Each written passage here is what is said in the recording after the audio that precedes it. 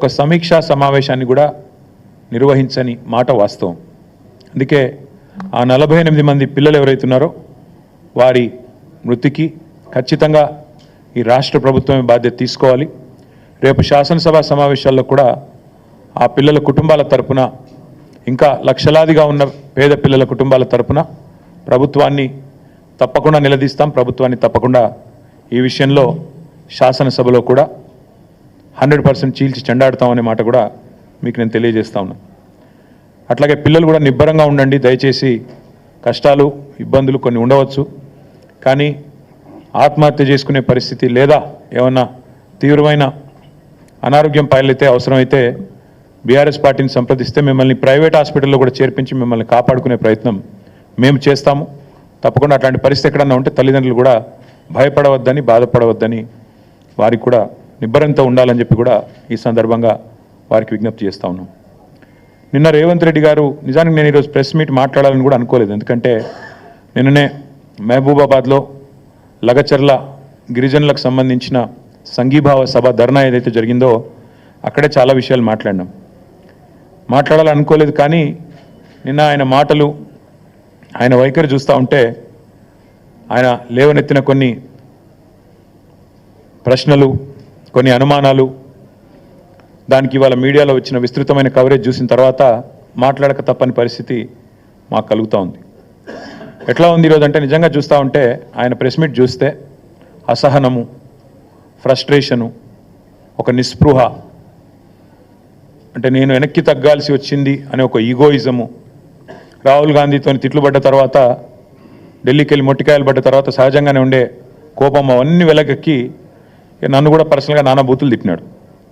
నాకైతే చూస్తే ఒకటే అనిపించింది, ఇప్పుడు రేవంత్ రెడ్డి గారు 10-15 సంవత్సరాలుగా అందరికీ చెప్తా ఉండేటోడు ఎప్పటికైనా ముఖ్యమంత్రిని అవుతానని. మరి ముఖ్యమంత్రి అయిన తర్వాత కూడా ఇంత ఫ్రస్ట్రేషన్ ఎందుకు? ముఖ్యమంత్రి అయిన తర్వాత కూడా రోజు కేసీఆర్ని తిట్టుడెందుకు? ముఖ్యమంత్రి అయిన తర్వాత కూడా రోజు మా మీద ఏడుపులు ఎందుకు? కావాల్సిన పదవి వచ్చింది, కావాల్సినంత దోపిడీ జరుగుతూనే ఉంది నీకు నిరాటంకంగా. మరి అట్లాంటప్పుడు ఇంత ఫ్రస్ట్రేషన్ ఎందుకో నాకైతే అర్థం కావడం లేదు. నిన్న ఆయన వైఖరి చూస్తుంటే నాకైతే ఒకటే అనిపించింది, చిట్టినాయుడు గారికి చిప్పు దొబ్బింది అనిపించింది. ఎందుకంటే ఆయన మాటలు, ఆయన వైఖరి నిన్న అసలు ఏం మాట్లాడుతున్నారో కూడా తెలియనంత ఒక ఏదో పిచ్చి రిపోర్ట్ రిలీజ్ చేసినాడు నిన్న. ఇవన్నీ బీఆర్ఎస్ హయాంలో విడుదల చేసిన అదానికి ఇచ్చిన ప్రాజెక్టులు అంటాడు. అరే ఎంత మూర్ఖత్వం అంటే, దీనికి నాకు ఏం చెప్పాలో కూడా అర్థం కావట్లేదు. ఎంత మూర్ఖత్వం అంటే, ఇందులో నేషనల్ హైవే ప్రాజెక్టులు, జాతీయ రహదారుల ప్రాజెక్టులు బీఆర్ఎస్ ప్రభుత్వం ఇచ్చిందంటాడు. ఈయన మొన్నటిదాకా ఎంపీగా పనిచేసిండు. జాతీయ రహదారుల ప్రాజెక్టులు రాష్ట్ర ప్రభుత్వం ఇస్తుందండి ఎక్కడన్నా? మరి గడ్కరీ గారు ఇక్కడ పనిచేస్తుండా, అక్కడ పనిచేస్తుండా? ఈయన మొన్నటిదాకా అక్కడున్నాడా, ఇక్కడున్నాడా? అసలు ఈరోజు ఎక్కడున్నాడు? మాకే అర్థం కావట్లేదు. అంటే ఇంత మూర్ఖంగా, ఇంత మొండిగా ప్రజల యొక్క తెలివితేటల్ని తక్కువ అంచనా వేసి నోటికొచ్చినట్టు వాగుతాను. మంత్రిత్వ శాఖ జాతీయ ఉపరితల రవాణా అంటే నేషనల్ సర్ఫేస్ ట్రాన్స్పోర్ట్, గడ్కరీ గారు మంత్రి. ఆయన డిపార్ట్మెంట్ టెండర్లు పిలిచి అందులో అదానికి దేశమంతా వర్కులు వచ్చినాయి, ఈడొచ్చినాయి. అది మా కంట కడతానంటే ప్రజలు పిచ్చివాళ్ళు కాదు. ఇవాళ మా జర్నలిస్టు మిత్రులకు కూడా అన్నీ తెలుసు. ఏదో నువ్వు చెప్తున్నావు కాబట్టి వింటున్నారు, కానీ నిజానికైతే అప్పుడే ప్రశ్నించాలా మీరు కూడా, సార్ అవి జాతీయ రహదారులు కదా అని. అడగలేదు ఎవరు, కాబట్టి ఇప్పుడు నేను చెప్తున్నా.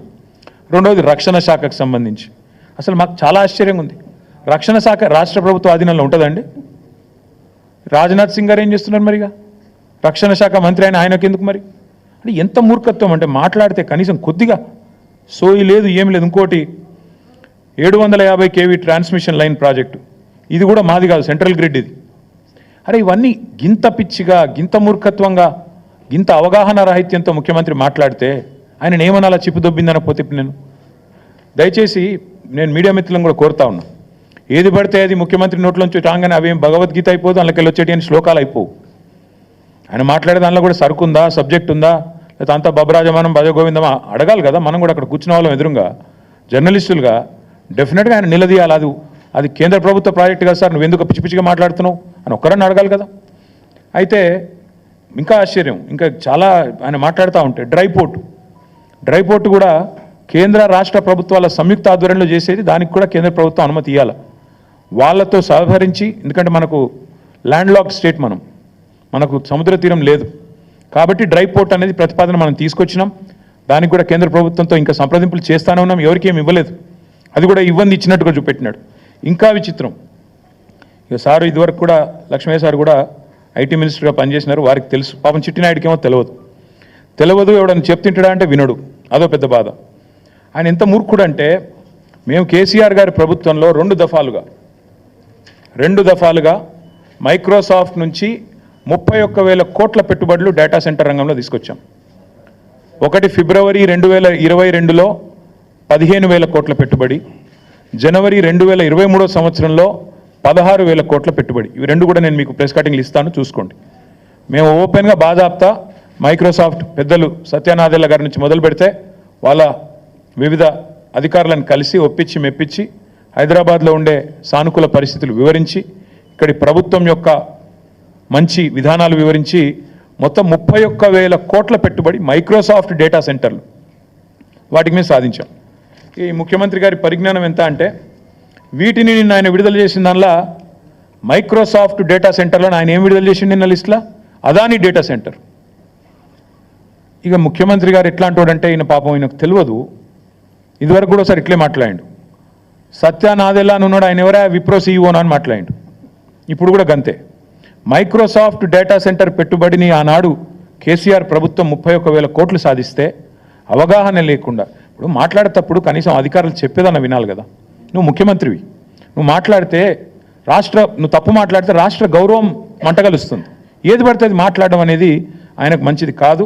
ఇప్పుడైనా సవరించుకోని చెప్తా ఉన్నా చిట్టినాయుడు గారికి, ఇప్పుడైనా సవరించుకోండి. 31,000 కోట్ల పెట్టుబడి రాష్ట్రానికి వచ్చింది, నా జేబులకు పోలే, కేసీఆర్ గారి జేబులకు పోలే, రాష్ట్రానికి వచ్చింది. రాష్ట్ర సంపద పెంచే అంశం, రాష్ట్రానికి మంచి జరిగే అంశం. దీనివల్ల మైక్రోసాఫ్ట్ వచ్చిందంటే తర్వాత అమెజాన్ వచ్చింది, అది ఇంకా 36,000 కోట్ల పెట్టుబడి, $4.7 బిలియన్ పెట్టుబడి. ఇవి రెండు మా ప్రభుత్వంలో అత్యధిక FDI, మేము తీసుకొచ్చిన అత్యధిక ఫారెన్ డైరెక్ట్ ఇన్వెస్ట్మెంట్. ఇగో ఈ రెండు, అమెజాన్ అండ్ మైక్రోసాఫ్ట్. ఒకటి 31,000 కోట్లు, ఇంకోటి 36,300 కోట్లు. ఈ రెండు కలిపితేనే 67,000 కోట్లు. అంటే ఇది మా ప్రభుత్వం సాధించిన ప్రగతి. ఇక మీరు ఇంకేదో చూపెట్టిండు, ఏదో దొరకబట్టినట్టు ఈ ఫోటో చూపెట్టిండు. నేను అదానిని కలిసిన, బరాబర్ కలిసిన. ఎడబెట్టిన నేను కలిసి నా ట్విట్టర్లో నా అఫీషియల్ అకౌంట్లోనే పెట్టిన. నేను దాచుకున్నాను. నీళ్ళక 4 గంటలు రహస్య సమావేశాలు చేసినా, లేకపోతే చీకట్లో పోయి కోహినూరు రోడ్ల కాళ్ళు పట్టుకున్నాను. బరాబర్ దావోస్లో కలిసినాం. తర్వాత ఏం చేసినాం, ఒక ప్రపోజల్ ఇచ్చిండు, యోగి ఈ పని చేసినాం మేము. KCR rejects Adanis offer. మేము నీ లెక్క మాకు ఏం చేసినా బాజాప్తా చేసినాం తప్ప బేజాప్తా చేసే కర్మ మాకు లేదు. అదానీని మేము ఎన్నడూ ఎంకరేజ్ చేయలే. మేము రెడ్ సిగ్నల్ చూపెట్టినాం, నువ్వు రెడ్ కార్పెట్ వేస్తున్నావు. ఇది వాస్తవం, నువ్వు ఒప్పుకోపోయి. ఎస్, ఇది నా అఫీషియల్ ట్విట్టర్ అకౌంట్లో పెట్టినా. నేను దాచుకునేదే ఉంటే, దొంగ చీకట్లో కలుసుకునేదే ఉంటే, నీ లెక్క లుచ్చా పనులు చేసేదే ఉంటే, నేను కూడా నీ లెక్కనే ఇంటికి పిలిపించుకొని రహస్యంగా దొడ్డిదారులకి పిలిపించుకొని కాళ్ళు పట్టుకొని కాళ్ళు ఒత్తుకుంటా 4 గంటలు నేను కూడా కూర్చుంటుంటి. కానీ నీలాగా నాకు చిల్లర పనులు చేసే అలవాటు లేదు. నువ్వు తిట్టున్నావు, నువ్వు నాకేం ఫరకూడదు. తిడుతున్నావు, ఇక తెల్లారు లేస్తే సైకో, నేను సైకోనట. మరి నువ్వేంది సాడిస్టువా? ప్రజలను కొండారెడ్డిపల్లిలో, నేను నాకు తెలియక అడుగుతా, కొండారెడ్డిపల్లి నీ సొంతూరు,